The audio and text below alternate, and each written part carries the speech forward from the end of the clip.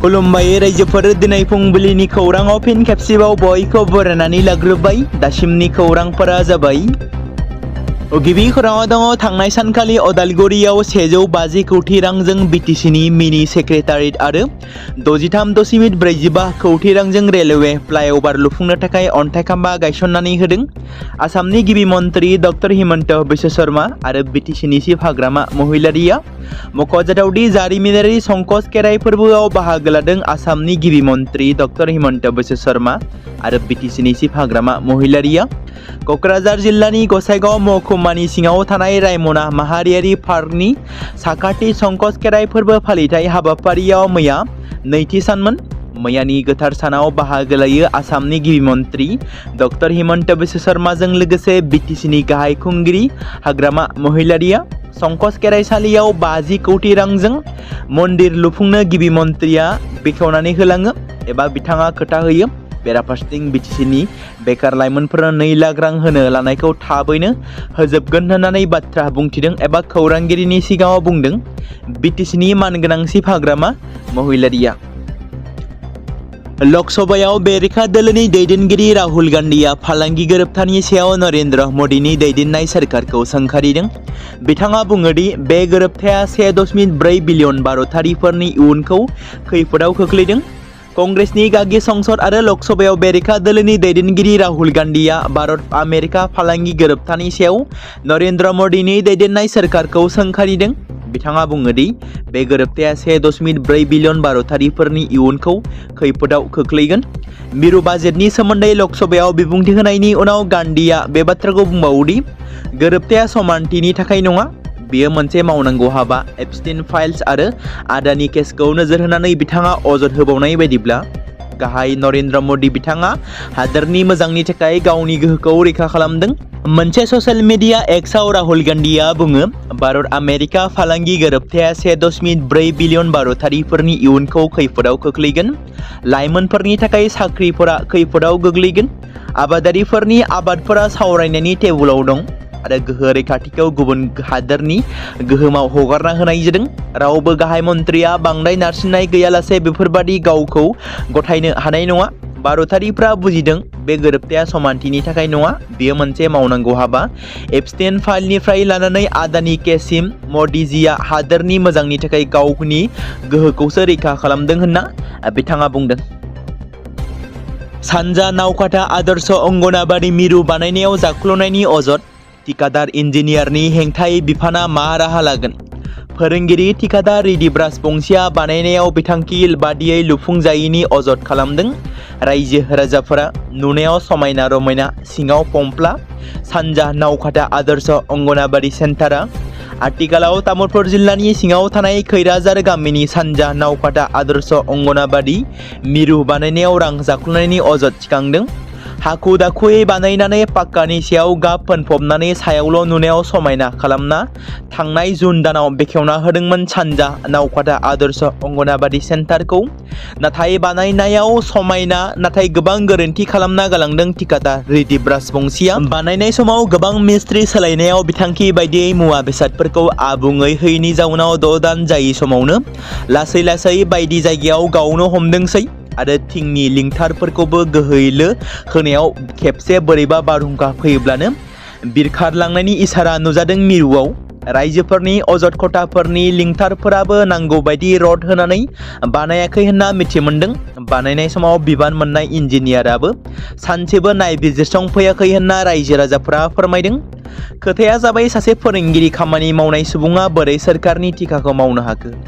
बेयो जादों साननो गोनां बाथ्रा। बिथांखि बादियै खामानि मावफुङै मुङाव फोरोंगिरि रिदिब राजबंसिनि बेरेखायै माबाफोर राहा लागोन ना? बिबान मोननाय इन्जिनियारानो सिङारि मेनेज खालामना खामानि मावफुंनायनि सार्टिफिकेट लाना सोरखारनि फैसा जाख्ल'नायाव बेसे गनायजाथाव? बेयो जाबाय रायजो राजाफोरनि थाखाय सोंलु। बिहार पुलिसा सारन जिल्लानि मोन्द आर्केस्ट्रानिफ्राय लांखारनाय 15 उन्दै गथ'साफोरखौ रैखा खालामनानै पान्जाब, उत्तर प्रदेश, आसाम, सोनाब बेंगल आरो उड़िसायाव दैथायहरबाय। पुलिसा मोन्द अर्केस्ट्रा हान्जानि बिगोमाफोरनि गेजेराव 5 दायनिगिरिफोरखौ हमनो हाबाय। नाथाय सासेया हमजानायनिफ्राय बारग'नानै पुलिस बिफाननिफ्राय खारखोमायो होनना मिथिनो मोन्दों। बे अपारेशनखौ एन्टी-ट्रैफिकिं इउनिट आरो एसोसिएशन फर भलन्टियार एक्शन आरो नारायणनि सेवक संघजों लोगोसे गुबुन गुबुन समाजारि आफादफोरनि हेफाजाबजों खालामनाय जादोंमोन। उन्दै उन्दै गथ'साफोरखौ गुबुन गुबुन हादोरसानिफ्राय लांखारनाय जादोंमोन। गथ'सा अनसाय आफादनि सिगाङाव गथायनायनि उनाव बिसोरखौ गंसे थाग्रा न'आव दैथायहरनाय जादोंमोन। बेनि उनाव बिसोरखौ गावसोरनि हादोरसासिम लांफिननायनि राहाखौ खालामो। Bihar police CID additional director Amit Kumar जैननि बिथोन बादियै सारन पुलिस सुपारिनटेन्डेन्टनि बिथोन बादियै बे अपारेशनखौ खालामनाय जादोंमोन होनना रिपर्टआव फोरमायदों। क्रिकेट मुलुगाव राजस्थान रयेल्स हानजानि गोदान केप्टेननि मुं फोसावदों। रियान परागआ IPL 2022 नि सिगां राजस्थान रयेल्स हानजानि केप्टेनखौ सामलायगोन।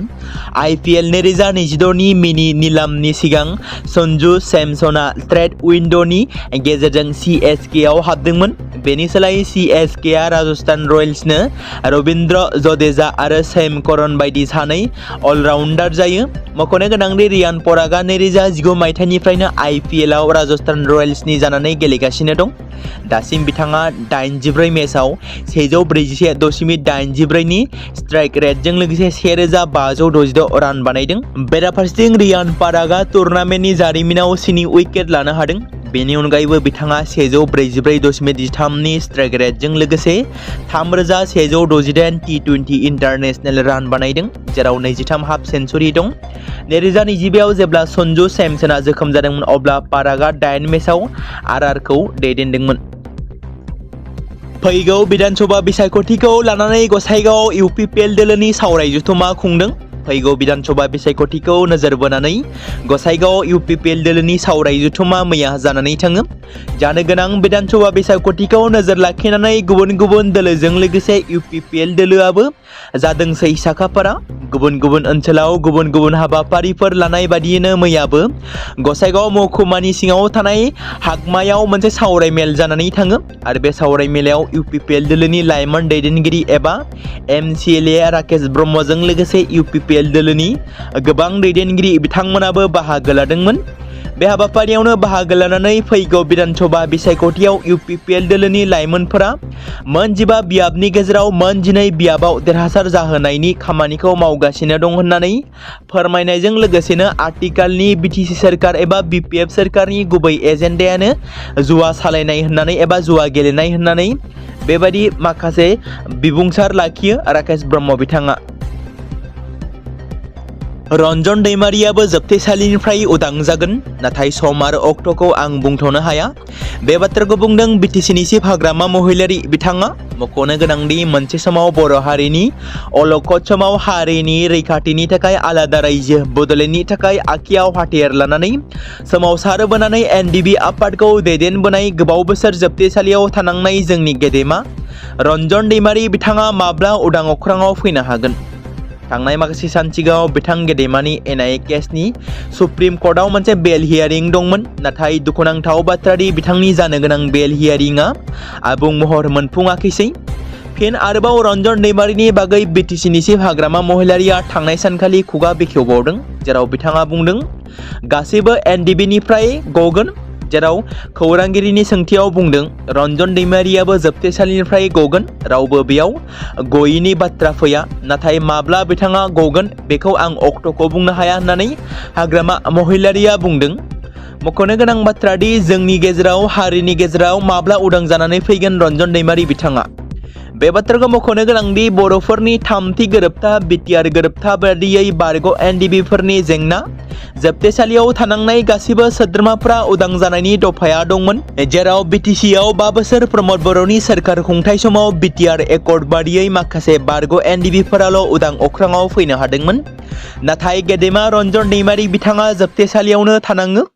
2025 जोबनाय समाव रन्जन दैमारिनि मोनसे हियारिं जानो गोनांमोन, जेराव बेनि सोलायै बोहैथि बोसोर 2026 मायथाइनि 25 जानुवारि खालाराव सुप्रिम कर्टनि हियारिं दंमोन, नाथाय सम थोस्लाबैनि जाहोनाव आबुं महर मोनफुङाखैसै। आसा खालामो हाग्रामा महिलारि दैदेननाय सोरखार खुंथाय समावनो जेन गेदेमा बिथाङाबो जोंनि गेजेराव उदां जानानै फैनो हायो। हारिनि गेजेराव बिथाङा मोजां हाबा मावनो जाहाथे बोलो मोनो एबा खाबु मोनो, बेखौनो आसा खालामनाय थाबाय।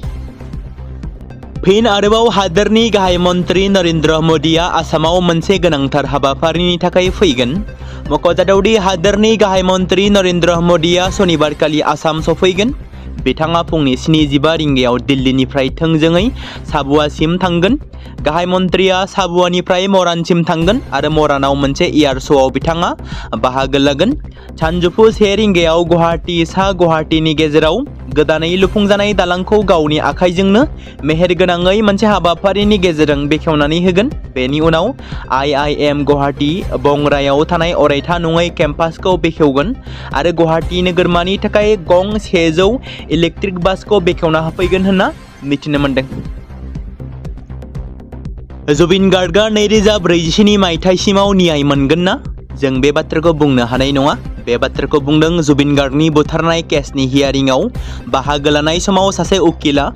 जुबिन गार्गनि बुथारनाय केसनि सरासनस्रा हियारिंनि समाव उकिला बुंबावोदि फास्ट ट्रेक कर्ट गैयाब्ला जुबिन गार्गनि केसखौ फोजोबनो 20 बोसोरसो सम नांबावगोन। जुदि उकिलनि बेबादि बिबुंथिया सैथो, अब्ला जुबिन गार्गनि गासै केसनि फारिखान्थिया फैगौ 2046 मायथाइसिमावसो जोबगोन। बे बिथिंखौ नोजोर लाखिनानै जुबिन गार्गनि बिसि गरिमा सैकिया गार्गआ गाहाय मन्त्रिनिसिम गांसे लाइजाम लिरनानै जुबिन गार्गनि न्यायखौ गोख्रै खालामनो खावलायदोंमोन। बेराफारसेथिं हादोरसा सोरखाराबो जुबिन गार्गनि नखरनि सुबुंफ्रा बे आयदानि सायाव गोख्रों राहा लानायनि थाखाय हेफाजाब होदों होनना फोरमायो गरिमा गार्गआ।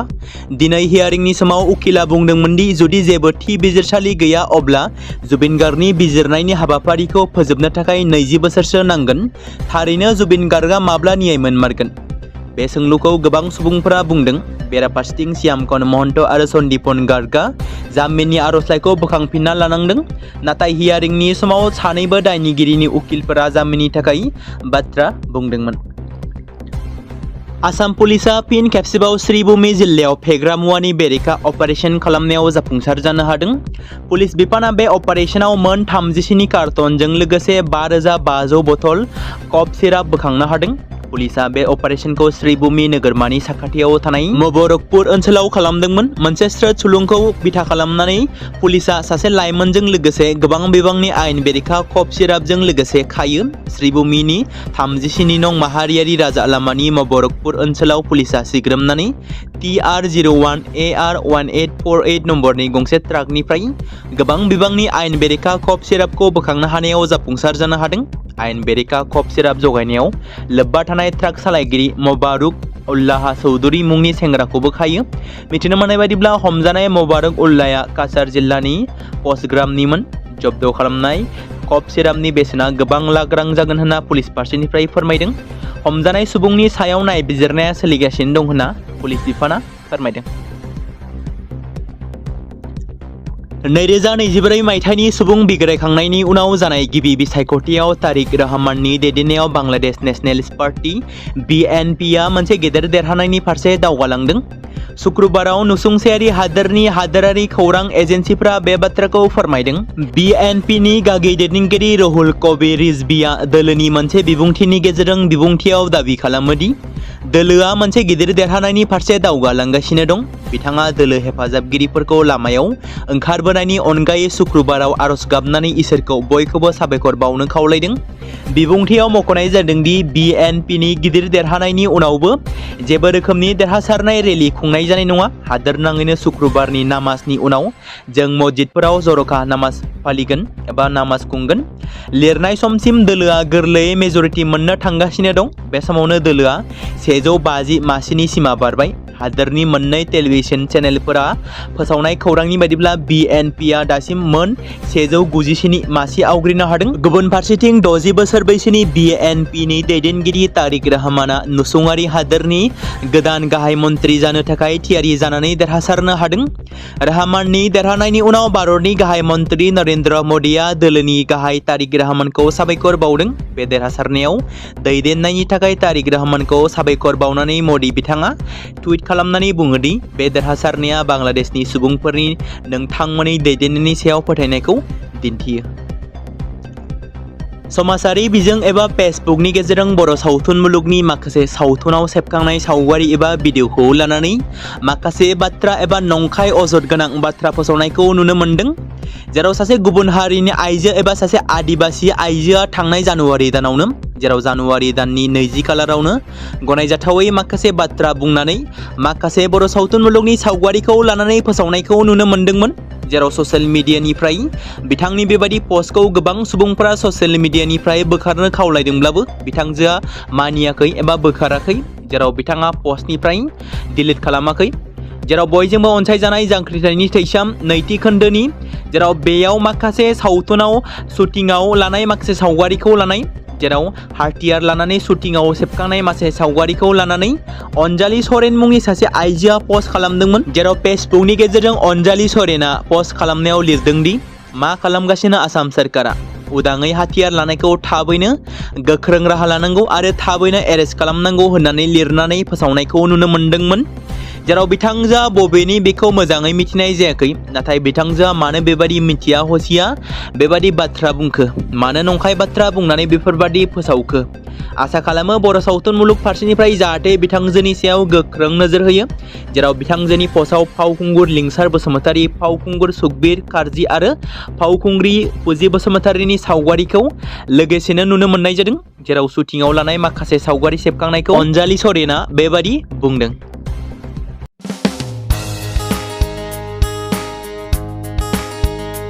बे समाव मोनसे गोनां फोसावथाय बिटिसि हालामनि रायजो राजाफोरनि थाखाय मोनसे गोनां फोसावथाय।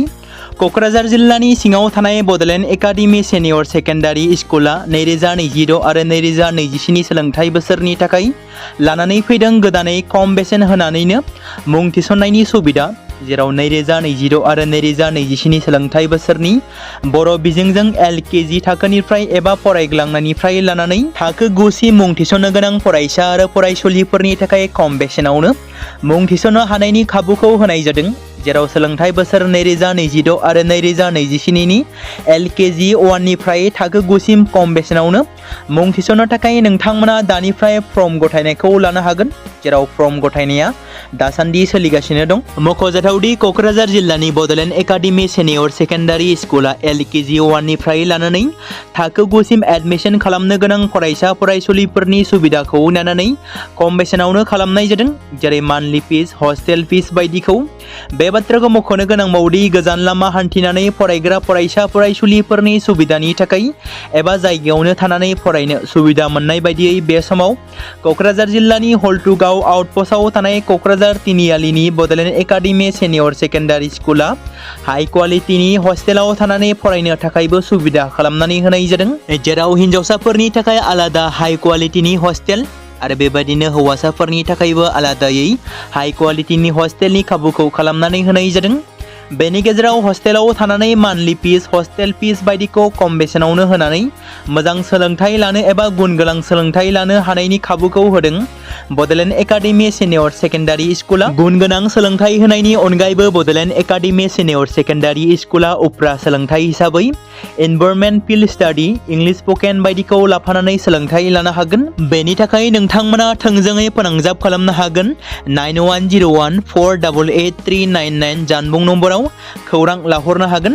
फिन आरोबाव नोंथांमोननि गेजेराव फोसावनो लादों क'क्राझार जिल्लानि सिङाव थानाय बड'लेण्ड एकाडेमि सिनियर सेकेन्डारि स्कुला 2026 आरो 2027 सोलोंथाइ बोसोरनि थाखाय लानानै फैदों गोदानै खम बेसेन होनानैनो मुं थिसननायनि सुबिदा। जेराव 2026 आरो 2027 सोलोंथाइ बोसोरनि बर' बिजोंजों LKG थाखोनिफ्राय लानानै एबा नार्सारिनिफ्राय लानानै थाखो 9 सिम मुं थिसननो गोनां फरायसा आरो फरायसुलिफोरनि थाखाय खम बेसेनावनो मुं थिसननो हानायनि खाबुखौ होनाय जादों बड'लेण्ड एकाडेमि सिनियर सेकेन्डारि स्कुला।